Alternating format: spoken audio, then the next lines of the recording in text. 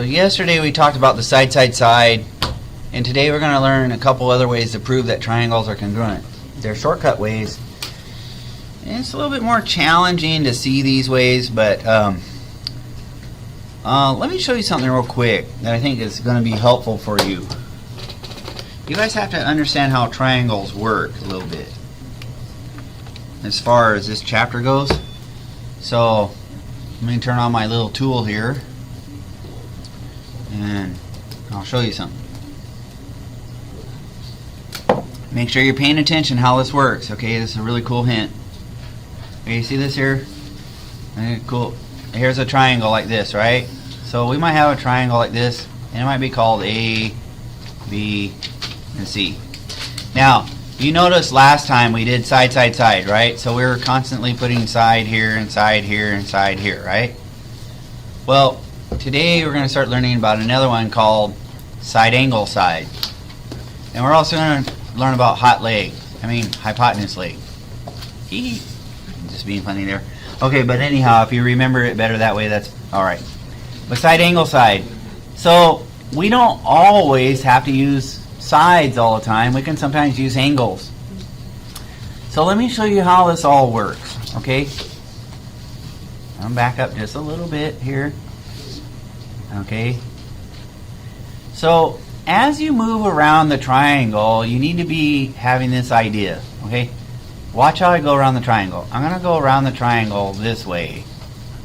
As I'm going across this side right here, we call that a side. Okay? Once I get over to here, I hit an angle, right? And then I start going across this side. Since that's an angle, I call that angle. And I come across this way, I call this one a side. And I come over here and hit another angle again. So that's an angle there. And then I come across this side over here, and that's a side. And I come over here and hit an angle. So that's an angle. So you have, as you go around the triangle, you have a side, angle, side, angle, side, angle, side. You get it? Kind of go around the triangle clockwise. Or you could go counterclockwise. Side, angle, side, angle, side, angle, side. You see, does that sort of make sense? So when we talk about side, angle, side, we're talking about, for example, we might be talking about this side, this angle, and then this side. Does that make sense? Or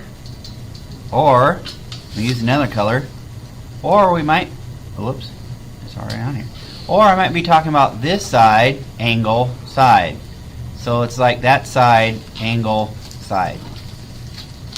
Or I might be talking about this side, angle, side. There's a side there, angle, side. You see, so we're going to be looking for side, angle, side here. And the angle we say is between the two sides. Does that make sense? Or sometimes we'll call it the included angle. So that's kind of an ugly picture now, but it is colorful. And now I've kind of laid the foundation for my little PowerPoint here. And now I'll move on through here, okay? By the way, what kind of triangles have a hypotenuse?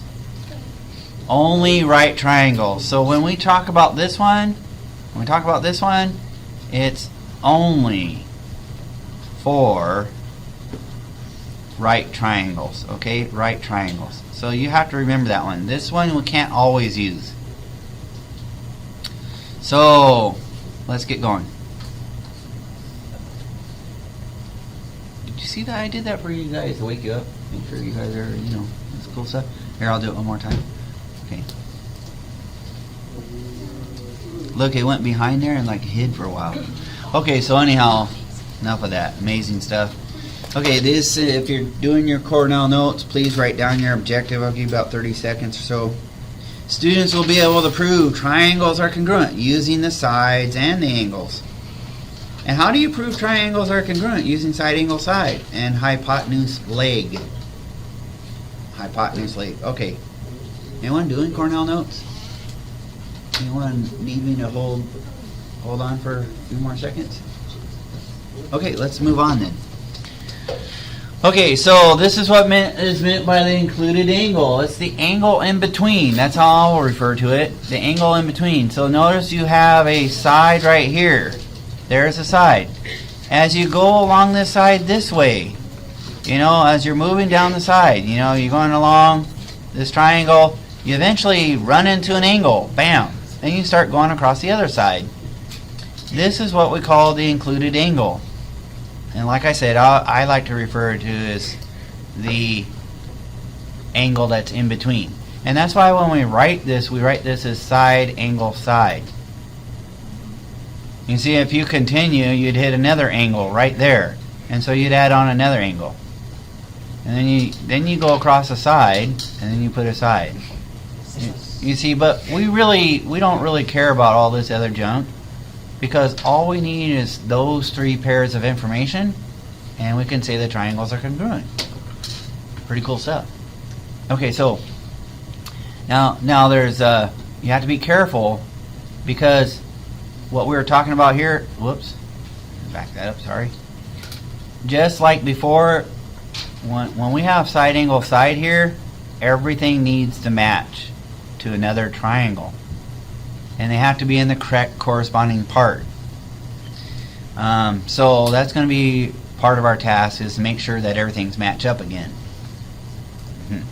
So here's our postulate. It's side, angle, side postulate. If you can show side, angle, side, if you have a pair of sides that match up, here it is. This side matches up with this side. This angle right here matches up with this angle. And then this side right here matches up with this side. If I can show that three pairs of corresponding parts in this order, you know, you can't pick the angle anywhere. The angle has to be what's called the included angle. It has to be between two sides. So if you can do that, then we're going to say that those two triangles are congruent. Bam. No need to go any further. You're done. Okay? Any questions? So let's do a few proofs now. That's what we're going to do, some proofs. So here's a proof. So these might be a little bit harder than the ones we did yesterday. But what do we have so far? It looks like our given, we're saying BC is congruent to DA. And they have that in the diagram. So what I have currently is side, side. I have a side congruent to another side. But look here, what else am I given? I'm given this piece of information. Now, once you've done proofs for a while, you're going to ask yourself good questions. Why? Why did they give me this? Why do I need that? They told me a couple lines are parallel, so how does that help me? This is one of the classic ways to help yourself do a proof. You ask yourself the question, why did they give me some information? It's part of a riddle. It's part of a riddle. So part of this problem is you got to figure out, well, why did they give me that information? Is it necessary? Because if it wasn't necessary, they probably would not have given it to me. Does that make sense? So why do they give you that lines are parallel? And there's the symbols right there. There's a parallel symbol right there. Well, let's see. What do we know about parallel lines? There's four things we know. One, please help me. Blank angles are congruent. Corresponding. There we go. There's one. Corresponding angles are congruent. That's one thing I know. What else do I know? I know another type of angles. Blank angles are congruent. Alternate. What are they called? Interior. Interior angles are congruent, right? Third thing I know about parallel lines. Alternate. Exterior. How come I'm only one student, I think, knows these things? Exterior angle. Angles are congruent, right? They're congruent also, right? No, what's the fourth thing I know? I know consecutive interior angles. Interior angles. So they're not congruent this time. There's something else. Here's a key. Here's a key. They're what? They're supplementary, okay?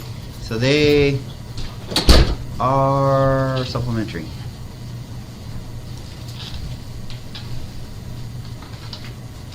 So anyhow, those are the four things. Now, what we need to figure out, okay, so how does this help me? That's a good question. Why did they give me this given piece of information right there?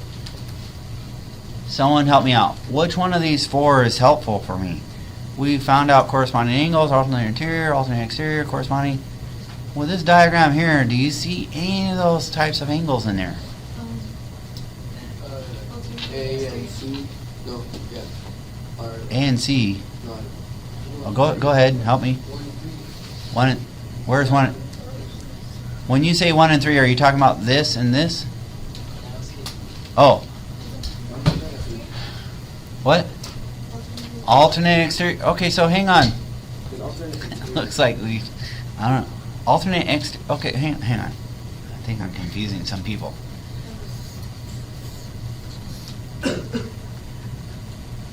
Let's review this a little bit. Someone please tell me a pair of corresponding angles. Go ahead, just anybody, go ahead. 2 and 6. 2 and 6. So angles 2 and 6, they're corresponding, right? Okay, corresponding angles. How about the other type, alternate interior? 3 and 6. 3 and 6. Remember, they make a zigzag pattern, right? They're easy to recognize. They make a zigzag. Here's the other zigzag. There's another zigzag that goes over here, right? So to identify alternating interior, you look for that zigzag pattern, right? How about the third type of angles? Alternate. Some of you guys are saying there's alternate exterior angles. Which ones? 1 and 8. 1 and 8. Okay, so this angle here is going to be congruent to this one, right? All right, what about those same side or consecutive ones? 3 and 5. 3 and 5. So now you guys get it with this diagram, right? Now let's go back to our diagram. Do you see those in this one? Now, notice sometimes you might have to extend the lines a little bit. I mean, you might have to extend this a little bit further. You might have to extend that line. I don't know. Do you guys see what we're looking at? I mean, we have parallel lines. What? Say again? B and D. So you're talking about this angle here and this angle here? What kind of angles are those? They are? Okay, let's go back to our diagram.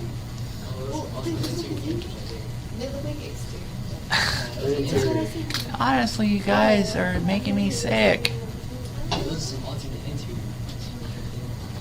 You guys really see that B and C are what kind of angles?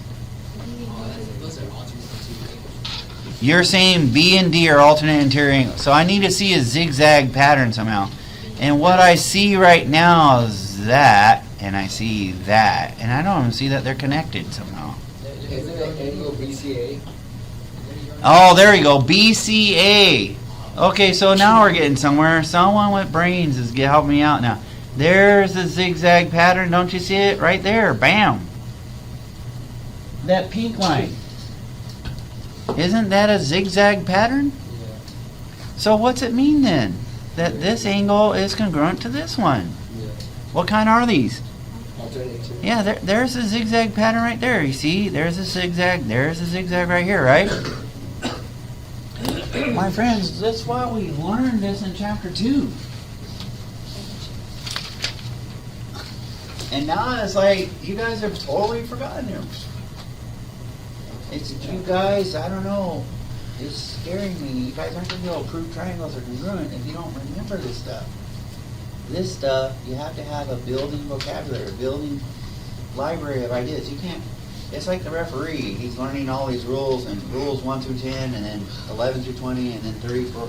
And he's learned all these rules, and by the time he gets to rule 100, he's forgotten what the first 10 are. That's kind of what's happened here. We just had parallel lines. You should know all, we just had a test on it, right? Yeah.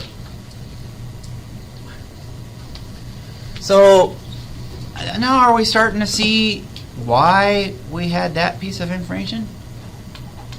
You see, the way we were starting this proof, and by the way, I'm spending a lot of time because proofs aren't easy. Okay, we do have a side, and we do have a side over here. But if I'm going to use side angle side, where's the angle that I'm searching for? Where does it have to be? It has to be in the middle somewhere. So look at this. See if you get, I hope you get this. If I'm talking about, let's talk about this top triangle right here. Okay, you see this triangle here? If I'm talking about that side there and I'm trying to do side angle side, one way I could be going is this way. And I can hit an angle right there. Right? There's an angle. So I could be going side angle side this way. But keep in mind, I don't have to go that way. I might be going the other way. So instead, what I might be doing is I might start off with that side there, and I might be going this way. You see? Because there's an angle there. If I'm going this way, I have a side angle, and then I have the other side right here. So there's a side angle side. Now that's the key here. You have to realize that I know nothing about angles B and D. I don't know anything about those angles, so I don't think I'm going that way. Does that make sense? So the way I'm going to use this, I have to use this side, this angle, and that side. And then for the other triangle, I have to use this side, this angle, and this side. You see? There's the side angle side, angle, side, and here's side angle side.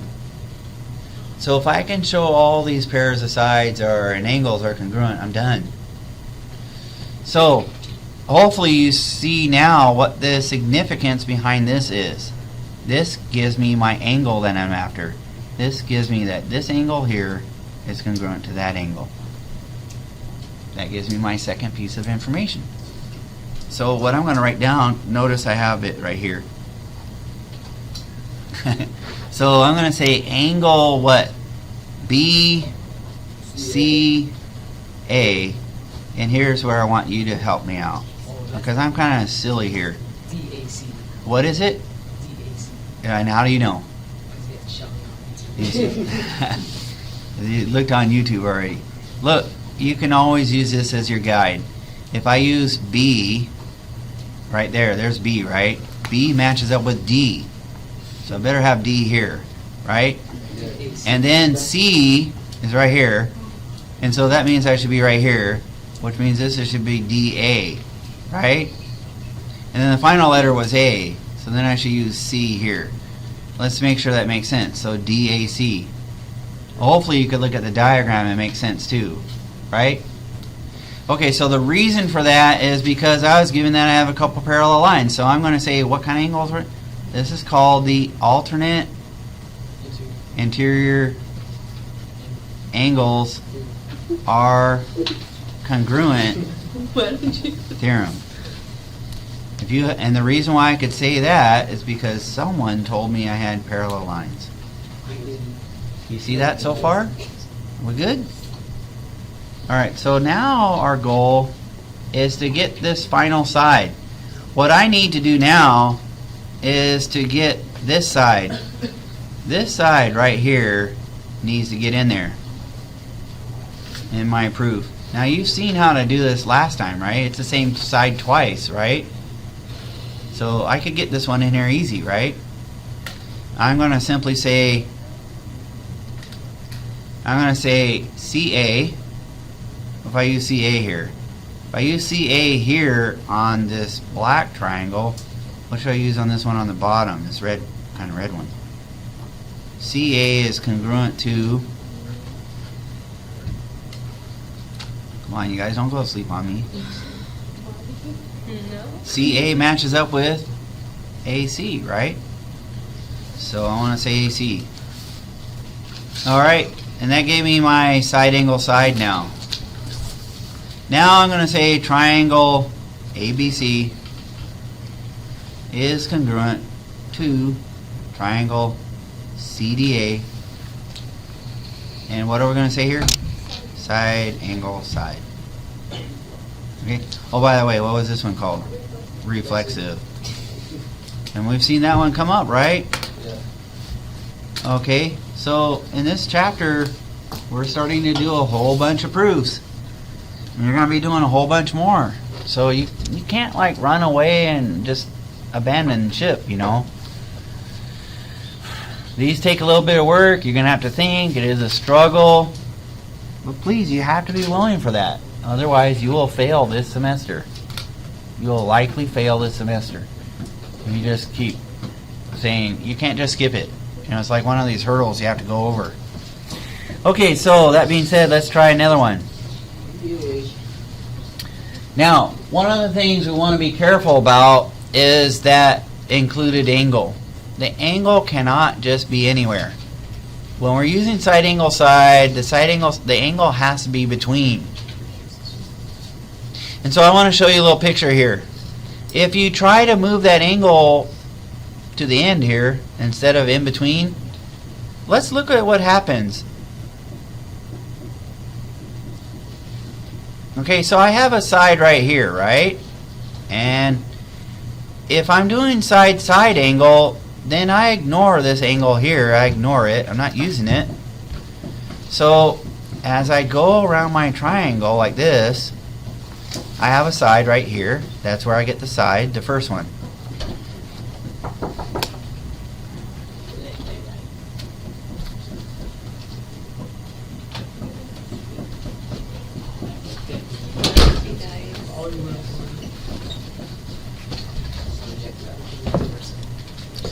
So I have a side right here, and as I go around the triangle, since I want a side next, I'm ignoring this angle right now. And so then I come across this side. Now the angle I'm going to hit is right there. Now here's the thing. You'll notice right here, if I'm trying to make a triangle, one way I can finish this triangle is to go down this way. I could go right there. There's my third side. You see, there's side, side, side. There's my third side. The problem is, if I don't have the angle fixed, this side could actually swing over to here, and I could be talking about that side. And it's still the same side as it was before. Let's say that length is 8. That length is still 8, you see? So notice what happens here. If you start off with side and then a side, I don't know which angle you're talking about, because you're either talking about that angle or you're talking about that angle. You see, there's two angles involved. And because there's two angles involved, we don't know which case you have. And so we can't use side-side angle, because there's two triangles that could be created when you use this setup. That's a little bit confusing, so if you don't quite get it, I understand. And if you don't get it, just accept this. Side-side angle cannot be used to prove triangles are congruent. So we cannot use this one. Don't try to use this. You can't use side-side angle. And you might remember it because it creates a bad word in reverse. Okay, we can't use that word to prove triangles are congruent. Okay? Proving triangle, that's a bad word, so that should remind you that's not acceptable in math heaven. So that should say, hey, I can't use that to prove triangles are congruent. Naturally you can't, it's a bad word. Okay? So, I hope that makes sense. There's a little diagram that shows you in your book. The problem is you get two triangles when you try the side side angle setup. Okay, so let's try a new proof. Isn't this fun? Yeah. Okay, so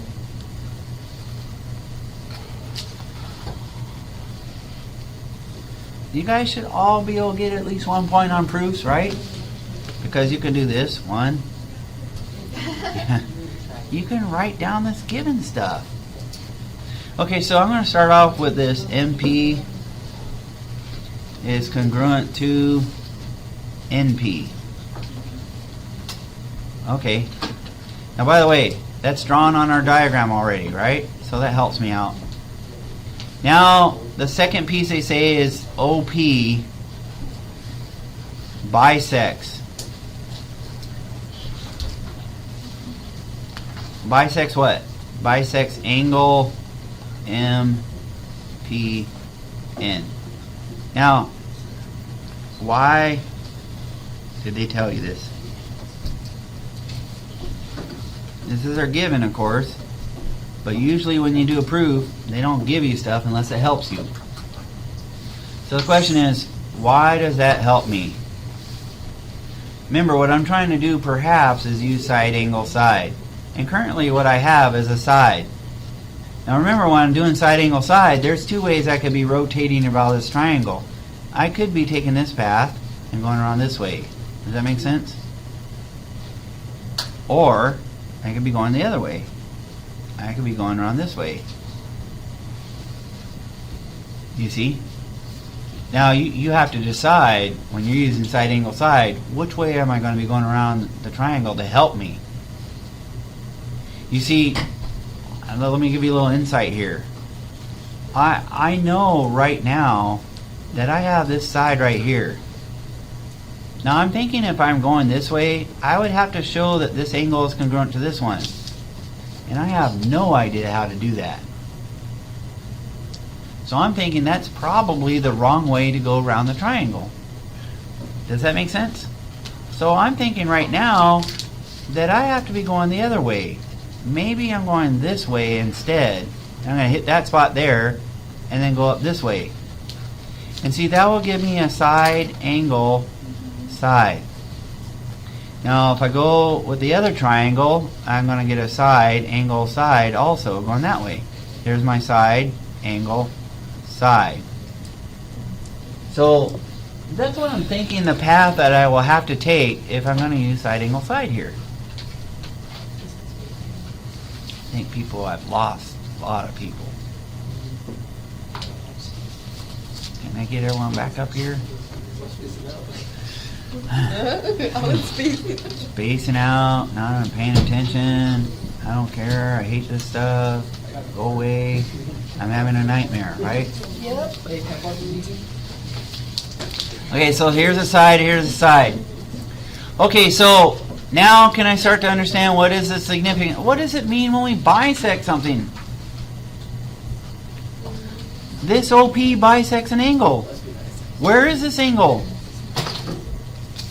MPN. Isn't that's angle down here on the bottom? This ray,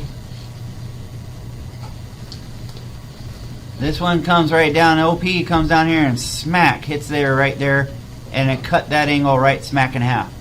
And so what does that mean? It means this side here is congruent to this one. Right? So now I see how that helps me. I'm going to say right now, MPO, angle MPO is congruent to angle NPO. And I'm going to say what? Definition of angle bisector. Because that's what I was given right there. You see, you guys have to see how this given piece is helping me. And now how can I get, okay, so they gave me an angle, right? There's an angle there. All I need now is this last side in there, and that's the side that's congruent to itself, right? There it is, there it is. And so that part's easy. Line 3, can you stop, please? We're doing this. So OP. Now be careful, I'm making a congruent statement, right? So they always have to match up, right? OP matches up with what? OP. This is the exact same one this time. And so the reason for this step here, line 3, reflexive. How often is reflexive property coming up? A lot, right? Reflexive property. So you might look for that in your proofs. Line 4, I can say triangle. See, so there's my angle, there's my side, there's my third side, side angle side, or my third piece of information. And now I can quite frankly say that the triangles are congruent. Triangle MOP, MOP, triangle MOP is congruent to Triangle, NOP. How about that? And the reason we're going to say that is side, angle, side.